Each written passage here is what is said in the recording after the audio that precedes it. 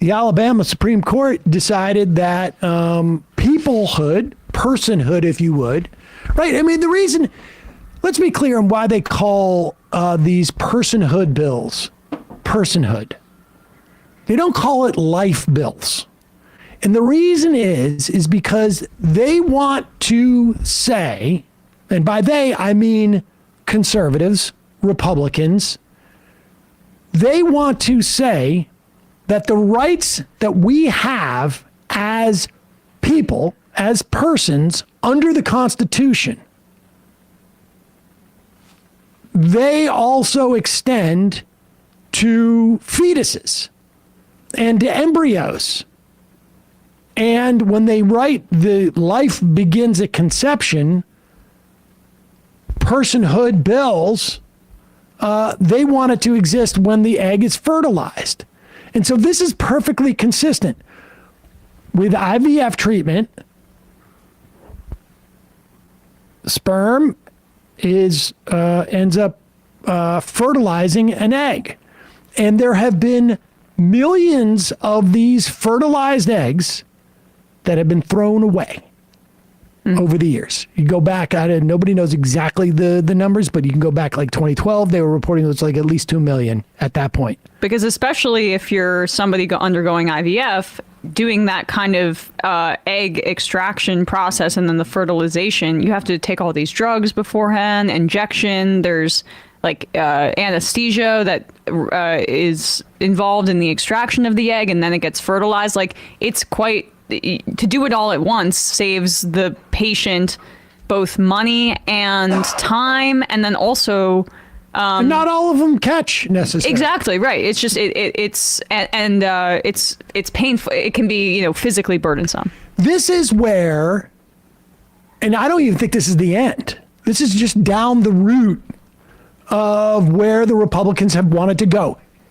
and it has been obvious to anybody who follows these questions about abortion, and anybody like us who reads those people or interviews those people.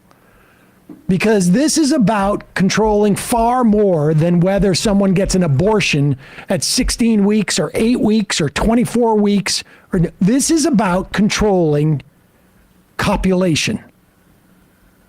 And essentially what women are meant to do, period. And here is Byron Donalds on with Kristen Welker, trying to now make it seem like this hasn't been the part of the agenda, and like, who knew it could have gotten there? Just to be very clear, though, if you believe that embryos are children, do you think they should be treated as people with all the same legal rights as people? Well, I think now you're getting to a personhood argument. And this is where a lot of the details in legislation, not just court rulings, are important. I believe that this is something that the legislatures have to make sure they weigh and walk themselves through. The IVF procedure is very important to a lot of couples in our country. It should be protected. I agree with President Trump on that. But when we get into these conversations, it's important to delineate from what just one judge might say versus what a legislature and a governor will decide when they go through the legislative process. And you raised the point that President Trump is calling for lawmakers in Alabama to take action. There is also federal legislation that is being proposed. Will you support that would protect IVF services at the federal level? Like any type of bill that gets drafted on Capitol Hill, I want to see the devil in the details.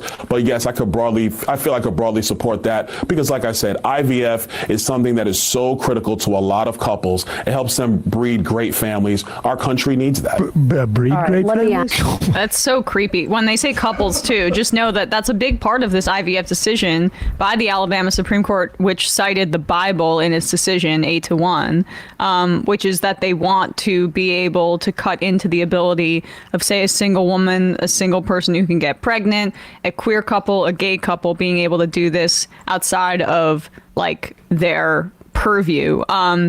Also, the attempt to kind of delineate this and Republicans walking this back, with Trump now saying that he supports IVF, while at the same time bragging about putting Supreme Court justices on the court that overturned Roe v. Wade. The majority opinion in this IVF case repeatedly talks about Dobbs as the judicial underpinning of their decision here. So Trump can't brag about being instrumental in the overturning of Roe v. Wade and then also make a credible case that he stands against this kind of decision. This is the door you open, buddy, and that you're proud of opening. Put up the Speaker of the House, Mike Johnson's statement here. I believe that every single child has an estimable dignity and value. That is why I support IVF treatment, which has been a blessing for many moms and dads who have struggled with fertility. I applaud the Alabama legislature for immediately protect life and ensure that IVF treatment is available to families throughout the state. Now, aside from what Emma is saying here, that they are clearly saying we're only going to allow this for what we deem to be a family. We get to define what constitutes a family. The other thing is, this is a lie. Because this same guy, Mike Johnson, and there's a reason why he's not saying this on camera at this point. He is one of 124, is that what it is? Co-sponsors of H.R. 431, which is Life at Conception Act. When is conception? When is a life conceived, according to these guys? As soon as the egg's fertilized. As soon as the egg is fertilized. So that means that this is actually quite in keeping with their ideology. Plus, by the way, this would outlaw things, if to extend it, outlaw things like the morning after pill. Without a doubt. Without a doubt. In fact, you didn't just make up the idea that they're trying to ban the morning after pill. Right. I mean, they're going after contraception.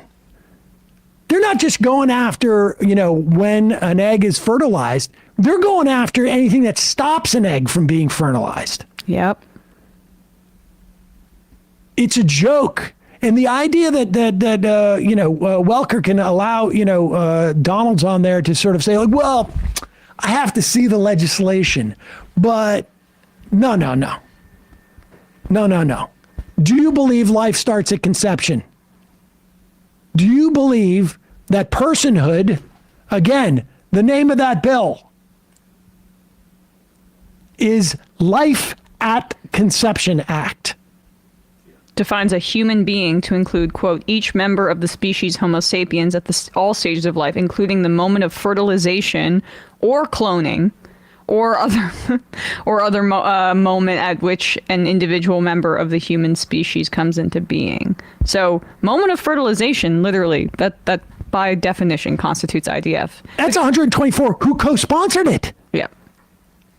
And they'll say you can still freeze your eggs. They'll say you can still freeze your eggs, but that can't be fertilized by sperm. Well, that's also a way to target maybe a lesbian couple or a single woman or single person who can get pregnant who wants to use the same sperm donor for siblings, right? That's another way to go after that.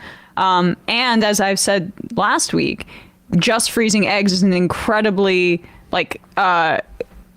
much more cumbersome process and less effective process that would result in more and more egg retrievals being necessary just by the fact that it's less effective, more of a burden on women and people who can get pregnant physically, financially, all of that, which is what they want. Because in the end, Sam, if you're a straight couple and you check all the boxes and in the end you're not able to conceive or you're having trouble and you have to go through IVF, I don't think every single one of these 124 co-sponsors believes this fully, but a good percentage believe you honestly, but God is saying that you should not be able to have a child because you are not a suitable womb to carry the vessel of a fertilized egg. And so let nature decide this kind of thing.